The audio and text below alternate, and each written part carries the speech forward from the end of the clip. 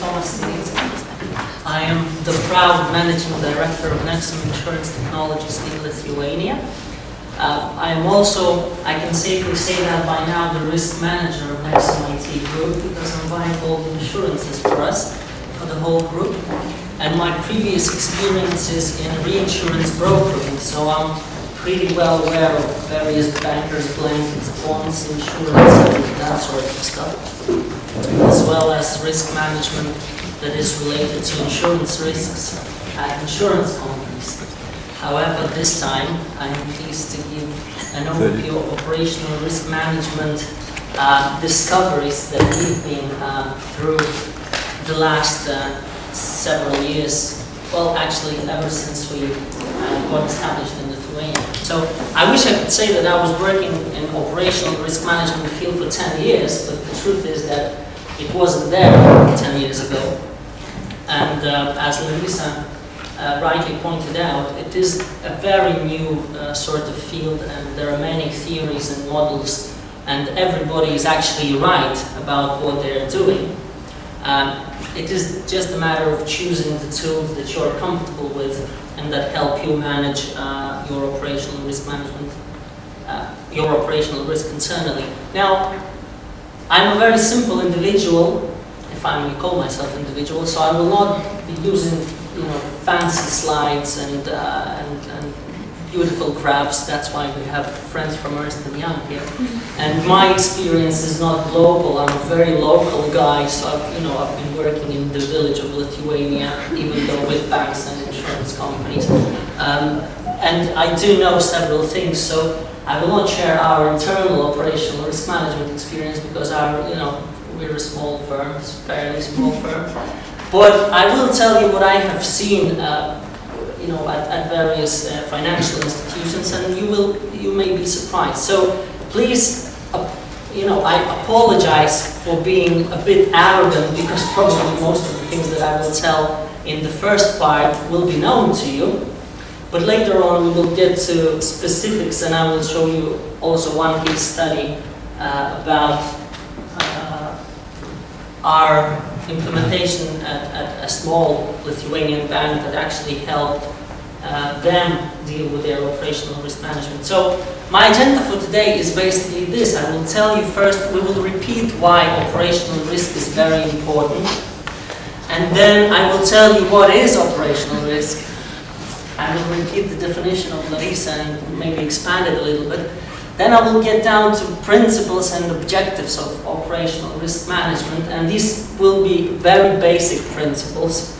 And then we will drill the basics so that we get things more complicated. Then we will go for a coffee break, and then I will tell you about our model, which is not enterprise risk management model. It's just operational risk management model that suits Lithuania, and I hope it does suit Latvia as well.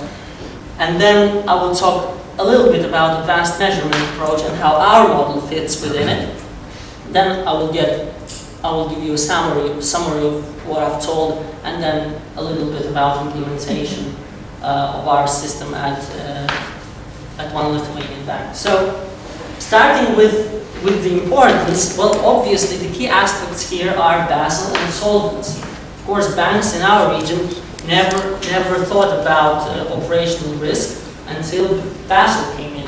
So Basel came in and said, now you will not only put aside capital for your credit risk, but also market risk, operational risk, blah, blah, blah. Now, for market risk, credit risk, you all have tools, right? Bankers have tools. Pick a textbook on finance and you will have the approaches. Operational risk management is a funny subject because there are no clear guidelines as to how to do it. The first thing you did, obviously the banks, was, okay, let's gather the data. So you started collecting data about losses, and I'm 100% sure that that's what you did. And that's what people did around the world. Then the data was not sufficient. Then you decided to look externally. Externally there was no data because nobody is sharing, and there is a commission on competition. They don't allow you to share this data, so you are stuck with your 50 losses. You cannot model.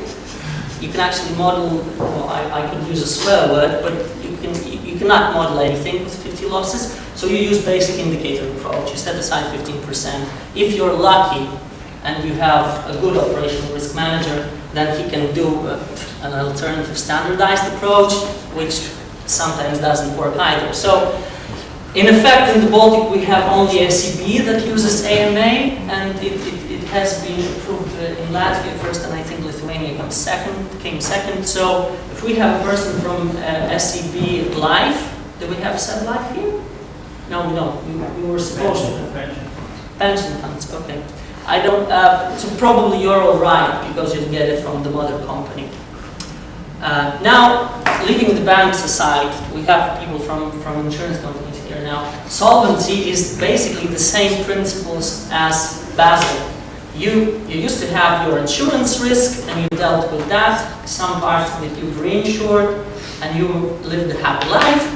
Then Solvency II came in and they said, okay, now we're going to will do. In 2011, 2012, they will ask operational risk manager at banks to leave to insurance companies. And that's what will happen, I can guarantee you that, because that's what always happens. And the first guy who will be asked to leave will be SEB operational risk manager. In Lithuania, actually, he has left, and now he's in the energy sector. The second guy will be Maris. And that's what will happen. Now, to prevent that sort of, brain drain from banks, to prevent this brain drain from banks, we are here and we are sort of, fighting together with Larisa to get the experience on operational risk management and give you the advice so that you don't have to steal people from other companies. Your friends and you've been to university together, so let's not fight. So. To sum up, I mean, it's funny in a way, but it's almost naive, but it does happen this way. The key consideration here is capital charge. Now, if we go back to how come Basel II and Solvency II and people who created them started to think about operational risk management, well, obviously, 9/11, financially sound companies, boom, several planes, they went bust. Why? Nobody knows. Operational risk, okay, then you have these regulations. It was very sort of, in a way, again, a very simple, naive reason why to do this, but it works, and, luckily or not luckily enough, we have it as well and we have to comply. So obviously, it's not, I mean, in the case of financial institution, it's all simple, right? You have the supervisors who tell you, now you have to set aside capital because problems do happen. Now, obviously, operational risk management is important for any sort of company. The only difference is that in the real economy, nobody has the sort of supervision as in the financial sector. So in a way, you're lucky that some people take preventive action on and you have to do it. But in my presentation and in the whole this funny speech, I am not only referring to financial institutions because, when I speak to the banks, they say, oh, we're different from insurance companies because insurance companies have fewer operations, they don't have this complicated systems, and we're different. Yeah, you're different, but the principles are the same. You can apply similar sort of frameworks, loss distribution will be different, blah, blah, blah, different sort of, capital set aside even. But in general, it's all the same principles. So, if you can disregard that I'm speaking about financial institutions, okay? I'm speaking about firms in general. Now, having understood that this is important, the second step that you did after the boss came in and said, now you're going to be an operational risk manager, you had to define. So you took, Wikipedia.org or whatever, and you got this definition: the risk of loss resulting from an adequate or failed internal process, people, systems, or external event. And Wikipedia never lies to you. This is actually Basel definition, and it applies to solvency as well. And then you get confused, and Basel says, okay, don't get confused. If you don't understand this definition, here are the sources, okay? And there are 7 sources. Maybe there are 8. Probably I put together some of them. Internal fraud, external fraud, blah, blah, blah. Okay, you all know them. Now, solvency doesn't say it. Solvency doesn't yet break down the sources, but if you look at them, they're exactly the same as could be applied to insurance business. Do you have internal fraud? Yes. Say against here. You have some guys in Lithuania who agree with experts at the claims department, and then there are 50,000 liters of a claim. It really is 5,000, 45,000 to share. It's a true story, probably not about the NCD, but about something else, let's say. External fraud does happen, employment practices, business practice, damage to physical assets. Yes, there are storms in Lithuania and Latvia. Business disruption, yes, system fails. NEXUM insurance technology, execution, delivery, and process management, definitely. So it is, even though solvency text as such is not yet expanded, fully expanded, I can bet my, maybe not life, but the life of my dog, that it will be the same sort of, sources that you will have to map your risks to. Yeah, because the Basel has this mapping. You would have sources here and business units there, and you indicate key risk indicators, and then you do fancy stuff with it, right? So, you all know this. I'm happy I know that as well, so I can, give you an overview of independent consultant on it. Now, having understood, now we know what the operational risk is, and I know that because I did Wikipedia thing and read stuff in newspapers. Okay, now you have to manage. If there's a risk manager manages a risk. Operational risk manager manages operational risks. And there are objectives, okay? And these objectives can go, way below, the basement, because each author that writes about operational risk thinks of his own sort of perspective and his own set of rules. And we can summarize it. Well, we can mention a few. You obviously want to reduce losses due to operational risk. You obviously want to reduce costs of handling operational risk. You obviously want to reduce costs of audit, etc., etc. But to be frank, as Larisa pointed out, you want to avoid trouble or surprises. You want to be prepared. And be prepared means have sufficient funds. And that's what supervisory says to you. If a bad thing happens, you want to mitigate it, okay? So you want to have enough funds. Now, how much do you need depends on your risk attitude, okay? If you have a lot of money, you can accept all risks and not care about anything, okay? Now, of course, supervisory says to you, Yanis, please set it up, get your losses, calculate and prove to me something. If you cannot do that, set up 15%, okay? You don't want to do that, so you do this data collection, it's insufficient, you set up 15%. But basically, your risk attitude impacts your amount of funds that you need. Obviously, there is a notion of risk transfer, okay? I was talking to a guy at SWEDBANK who is not here because he wasn't invited. And he said to me, well, those small losses, somebody couldn't give a loan because the system crashed down. I don't care about those. I care when I get 20,000 forged lats. This is my loss. I said, why don't you get the BBB cover? Have you heard about bankers, blankets, bonds, insurance? And he said, oh, okay, can you give me the reference? We gave him the reference, they got a quote. Of course, it's not easy to get a BBB cover, but it's possible to get a BBB cover.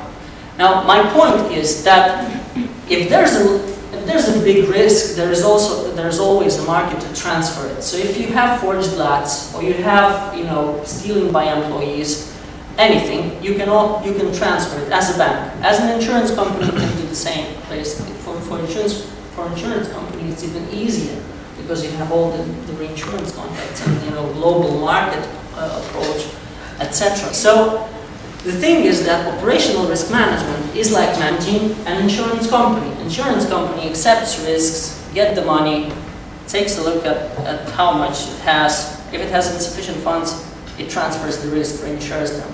Okay, there are many more aspects to reinsurance, but the basic principle is this. So in operational risk management, it's the same. So my guy, okay, I've covered that already. So my guy basically said to me, okay, this is not a fancy slide, I'm sorry about that. But I feel intimidated by Ernst here. But in general, this is, say, a risk profile or loss profile of a typical organization, be it bank, be it insurance company facing insurance risks, okay? You have normally several large losses and a lot of frequent small losses that my guy at the bank doesn't care. He cares only about these things. Well, these things he can transfer because there's always market for it. So what you're really concerned about in the operational risk management is this part. If you think that your problem is this part, you're a poor operational risk manager. Sorry about that. There are such people in the room. But my belief, and it's been proven by the insurance sector, there's always a market for huge losses. And even though if they accumulate 1 cent per day, if somebody, there was a case in my experience, one lady, I think it was back in Peru, she was stealing ½ cent of each day of a bank account, and she's been working like from every transfer at the bank. And she's been working there for like 12 years, never went to holiday. Then she went to holiday, and then there was a claim, $25 million, but the bank was covered, and even though it accumulated over 25 years, you know, the bank got a claim paid. So imagine my guy at Bank is having this headache and somebody is stealing 5 cents. How can he possibly prevent such losses? You cannot predict them. You cannot work with them. The only thing you can do with them is transfer them all along. Now, this has nothing to do with IT, but it's my small advice to you in my hands-on approach on how you can get rid of these large losses. Down here, these are all, you know, these will come from standard practice. Breaking down, something is breaking down, somebody forgot something, some papers are missing, blah, blah, blah. And normally, the worst thing is that these losses are often, you know, committed, and we don't notice them. Because when you collect your data, and I'm sure banks do collect the data, I don't know about insurance companies in Latvia. In Lithuania, they don't. Normally, you know, people are afraid that this is a whistleblowing, okay? Even if they see the colleague, you know, doing some wrongful act, or they see themselves, you know, in a situation where they don't know how to use the system, or they forget something, you know, they're just too afraid to notify people about it. That's why it's very difficult to collect the data. So, but really, you want to work with this part, because when it accumulates, there are so many small losses. When they accumulate, they can even be worse than this big one. And this, any insurer will tell you the same. I mean, when an insurance company gets big risks, it simply transfers it, insures it. Here is all actuarial stuff, everything else. And here you say install sprinkles, get, you know, firearm security on your Mercedes 500, etc., etc. So I advise my guy, transfer this, you know, focus on this one. He has a problem because he has only 50 losses registered a year. That's a problem, but we will solve that issue when I get to the case study.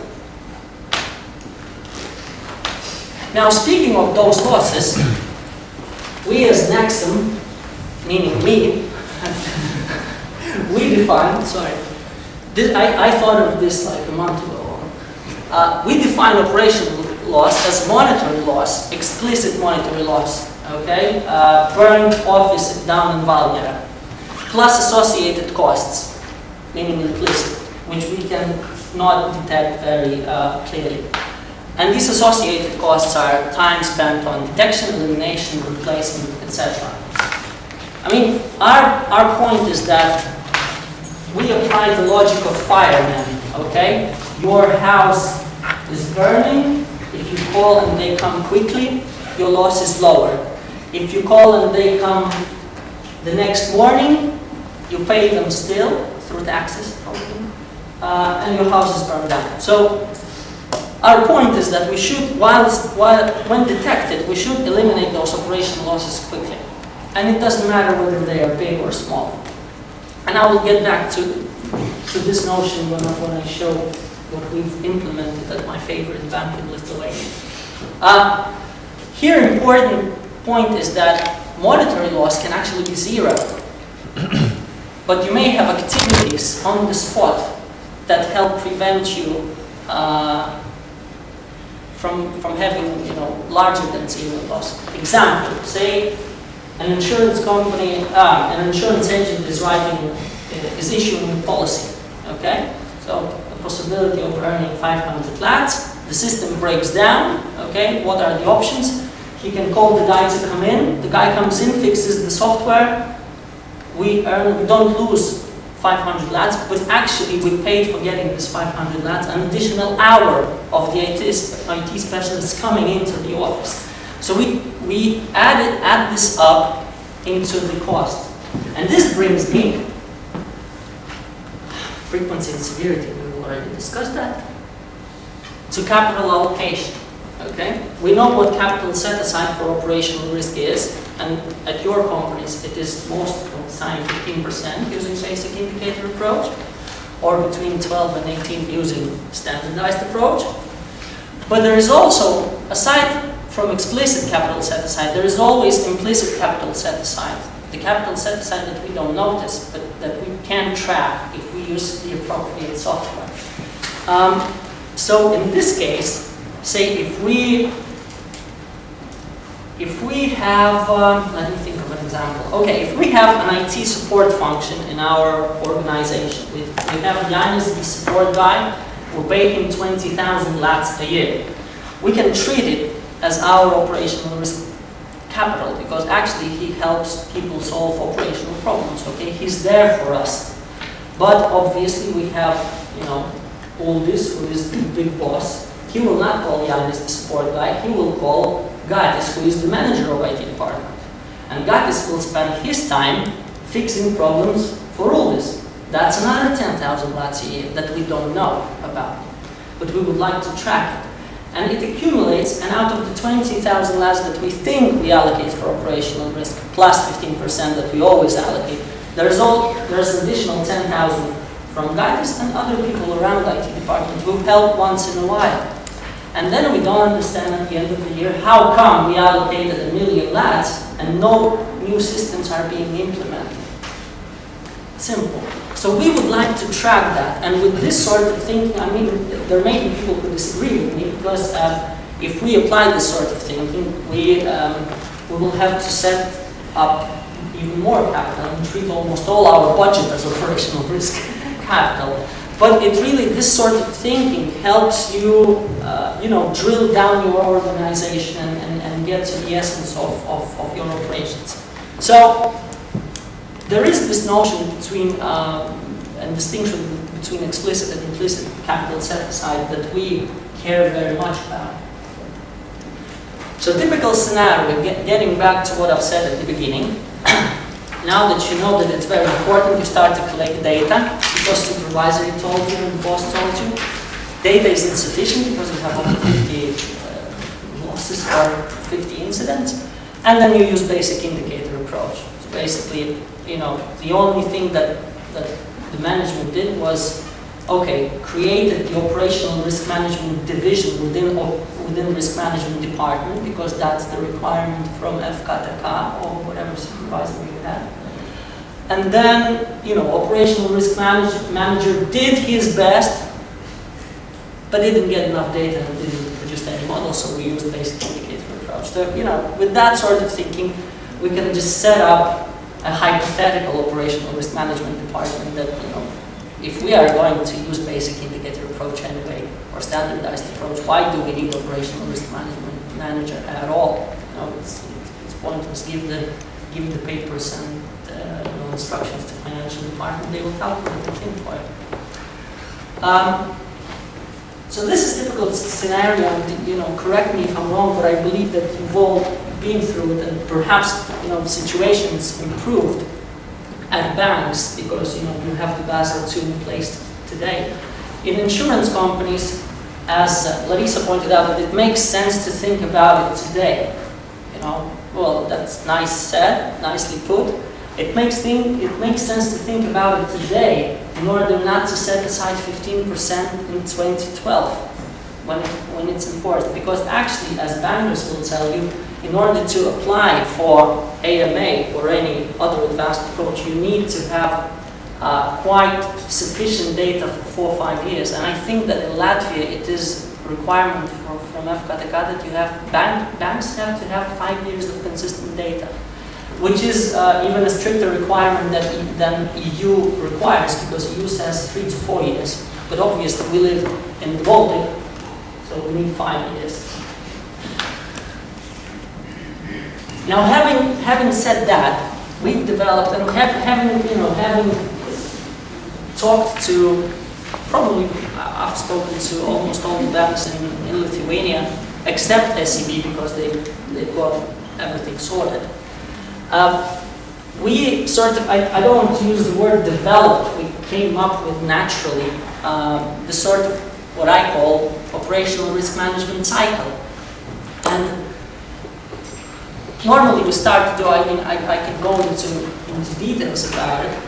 Normally what you have, we would start with process description, analysis, and self-assessment, which is, by the way, a necessary requirement for advanced measurement approach. I think the banks have to have self-assessment in order to qualify for AMA in Basel.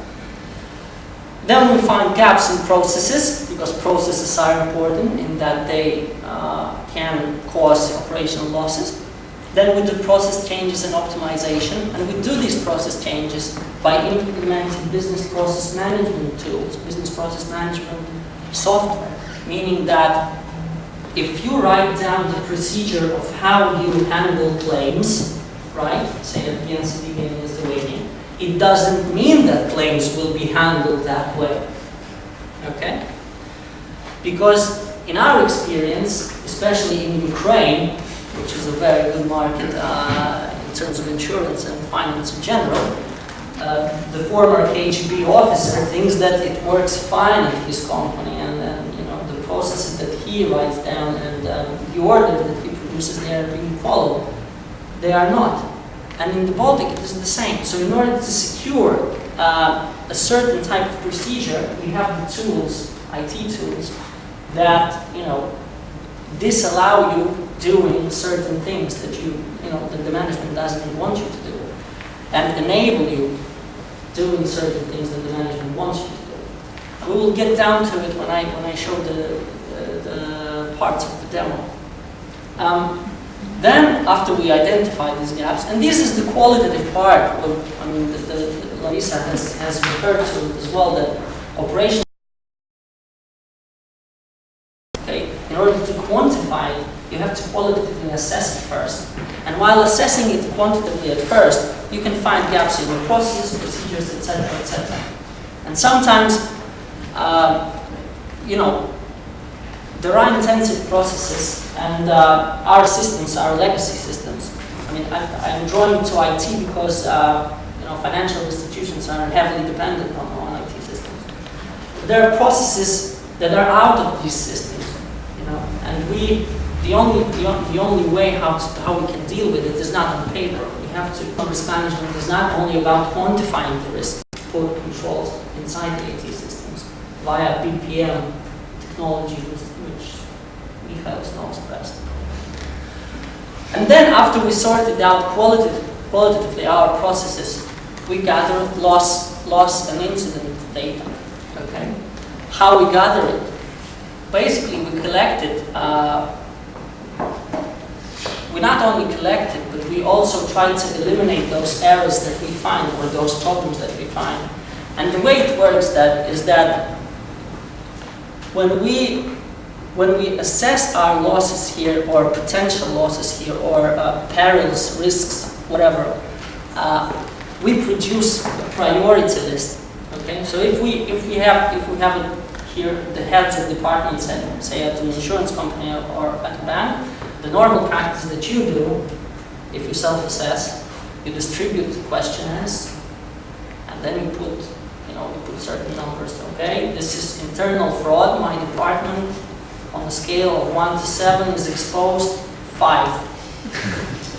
Okay, maximum loss you may have 50,000 forged labs, whatever. And then you gather all this collected data, and then you sit with those papers. That's what you do. What we do is we do it electronically. Okay, we all gather, collect this data, and then out of all these things, we produce certain priorities that we put in our helpline and loss incidents registration software. Meaning that if your department is scaled 5 on external fraud, say, right? And there is an incident that comes, and says external fraud, your department, it will be put on the priority list so that it is eliminated, according to. At the end of this analysis, I'm going to make myself very clear here, but wait and see. At the end of this analysis, what we have is basically a matrix of various departments and the risk that they are exposed. And if we get the loss incident into this whole processing system, we will first map it onto the matrix and direct this incident to certain people so that it is eliminated faster. Okay. So if this is number 1 priority, it will go top of the list, then we go alarming the board and everybody else automatically that something is happening at your department. And we will eliminate it. That's how it works. After we've collected it, and it works, our principle here is that we don't just collect data about losses, okay?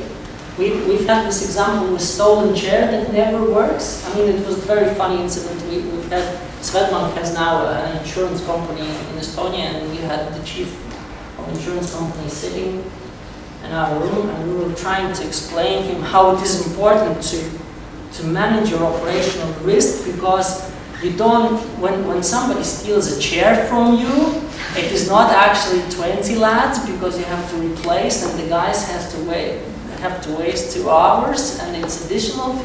He said, I don't care, my actuary doesn't have long enough Excel sheet to produce actuarial calculations properly. So sometimes it is very, very difficult to digest. Okay, so sorry about that. But what I'm trying to say is that your operational exposure may be different, right?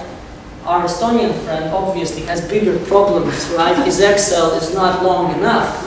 Obviously, he can sort it out very quickly. Get wider software, and then you'll fix it. Okay. But once he's done with that, he will want to deal with chair. So the cycle is meant for you to get down to chairs. If stolen chair is the biggest problem of operational risk manager, you're a very good operational risk manager. Okay, so we think further.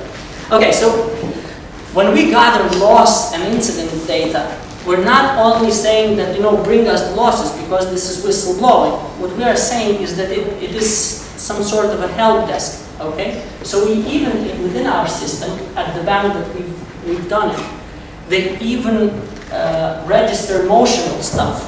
Like, I hate those workers who, make noise outside my exchange office. And, it is funny, but sometimes it may turn out to be important. When you gather incidents from all around the company, you may notice such things that, for instance, we make mistakes in IT system, but we don't, first thing you think, IT system is wrong. First thing I think as an operational risk manager, get them training. Okay, it's not that this system is wrong, but without this data, you don't know what to do. You cannot make any decisions. So, is this operational loss? Is this operational risk? It is operational risk. Is it a loss yet? Probably not. May it become a loss? It will become a loss if you don't do anything about it. So. We sort of hide this loss data collection underneath helpline. So if you will, it is like a help desk. Okay? And our bank, unlike Bankas, which is like 10 times bigger bank than our client, gathered over 250 incidents in 2 months after implementation, as opposed to 54 at Bankas. Which means that, you know, by the end of the year, they will have, you know, sufficient data. Obviously, not all of the numbers may be used for any sort of statistical analysis, because emotional probably should not be there. But the fact that you can play with numbers and make certain decisions, you know, and start actually managing your thing is a very important aspect of it. So once we've collected the data and, you know, removed all the trash from there, all the emotional stuff, we can do quantitative analysis and forecasts. Now, I will not lie to you, we haven't done that.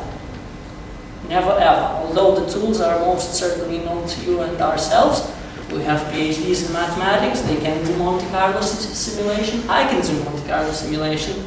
I've done derivatives in my past, and derivatives that have done very nice things to the financial sector these days. Now, quantitative analysis is you know, it's quite straightforward. You've all got great mathematicians, so just bring it on to the actuary, and he or she will produce excellent analysis of what your future losses may be. The most important point here is that it's not just historical data you should be looking at your future. So if you're removing one department, probably you should not be taking into consideration their losses from the past. If you're at an insurance company, if you're producing additional casualty business line, it will be different losses from additional liability business line, etc., because the systems may be different, and so on and so on. So there is a creative part to it, but it's not impossible. Once you've got the data, your people can do it. If your people cannot do it, call Tomas will do it. And out of this you form your capital reserves.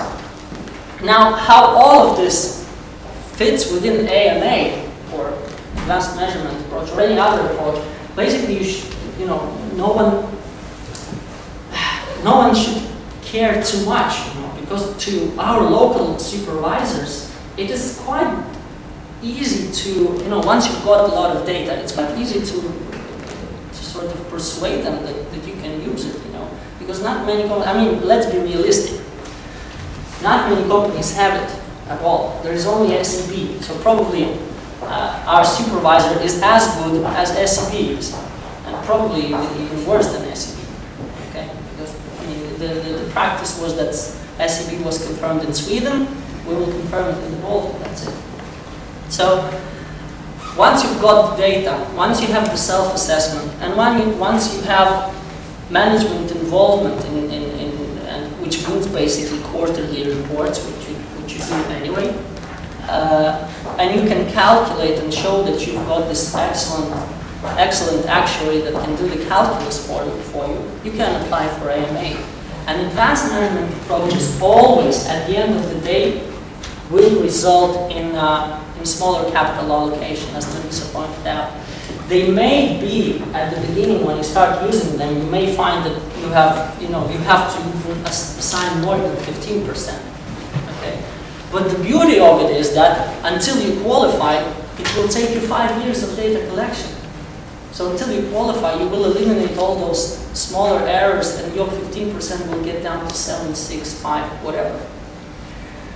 And also, having in mind that we don't normally report implicit capital allocation or implicit losses to our supervisors, you can hide certain things and focus just on actual losses, right?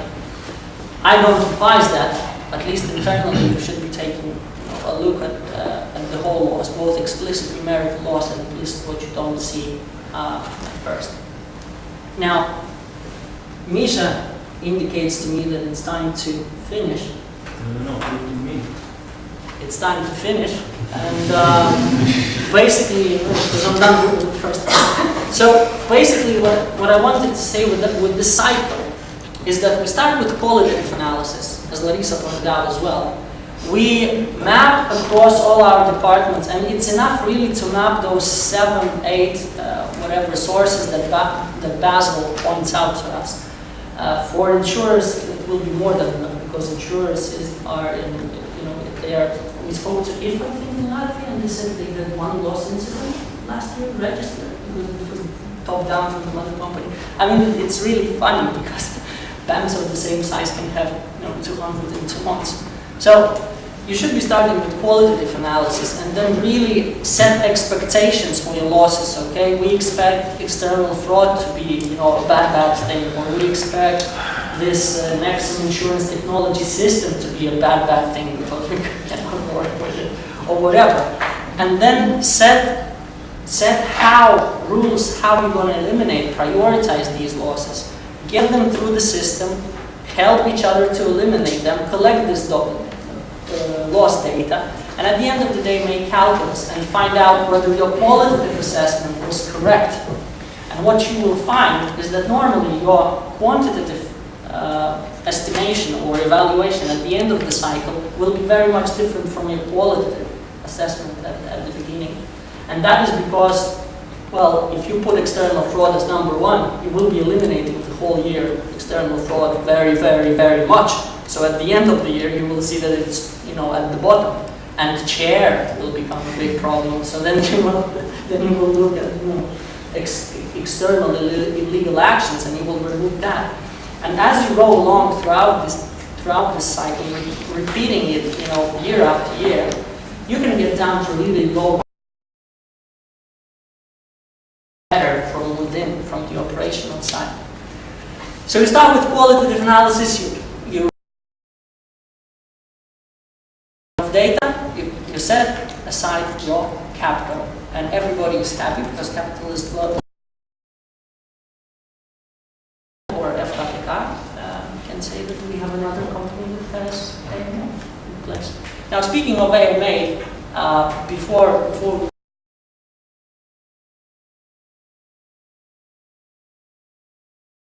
Malaysia is somewhere between Thailand and Singapore. And Malaysian supervisor noticed that in Singapore, all the banks are using AMA. So what did they say? They said 2 months ago, now by 2013, everybody in Malaysia should be using this with Malaysian Central Bank, I think, AMA, or you're out. And, bearing in mind all the problems that financial sector now faces, it's not, it may not be exception in our countries. I mean, it may sound naive or even stupid today, but look at 2020, 2015, it may happen. Because even today, at least in Lithuania, the banks had to report, I think, go to the coffee break. There was a funny functional department, they had to report 3 largest incidents or 3 most problematic incidents to the supervisor. Now, the note came the week before the last one. They less than 15%, and the central bank have now to submit 10% of all incidents. So gather the data, you do the quantitative analysis. If you have, so obviously, if you have 200, you have to submit 20 as opposed to 3 in the past. So things get tight. Now, in capital set-asides, and you will know your company. The next part, I will show you actually I will show you the peculiarities of the system, how we actually collect this data and how we solve these problems and what kind of information we get as we go along. And then I will finish with, what will I finish? I will get back to AMA, and my insurers should be looking at it already now. So I hope it wasn't boring, and I hope everybody will stay for the second part. I'm personally quite hungry, so be our guest. Thank you very much.